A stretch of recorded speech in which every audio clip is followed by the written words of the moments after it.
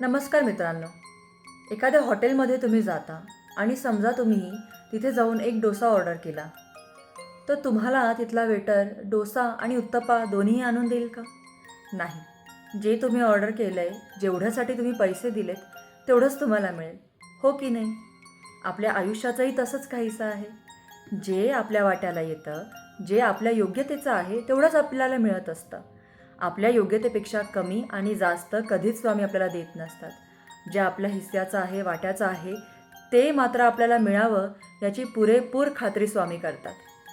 त्यामुळे दुसऱ्यांना पाहून त्याला किती मिळालं, त्याचं आयुष्य किती सुखी आहे, तो किती पैसा कमावतो, त्याने काय हे केलं ते केलं, ह्या सगळ्या गोष्टींचा अट्टहास करण्यापेक्षा आणि स्वतःला त्रास करून घेण्यापेक्षा माझी योग्यता काय आहे, माझी पात्रता काय आहे, त्यानुसार मला माझ्या भाग्यानुसार, माझ्या मेहनतीनुसार जे काही मिळतं आहे त्यात माझं समाधान आहे आणि जे मला अजून हवं आहे त्यासाठी मी स्वतः मेहनत करेन, अशी प्रवृत्ती आपली असावी.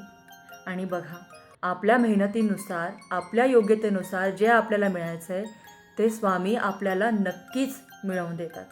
श्री स्वामी समर्थ.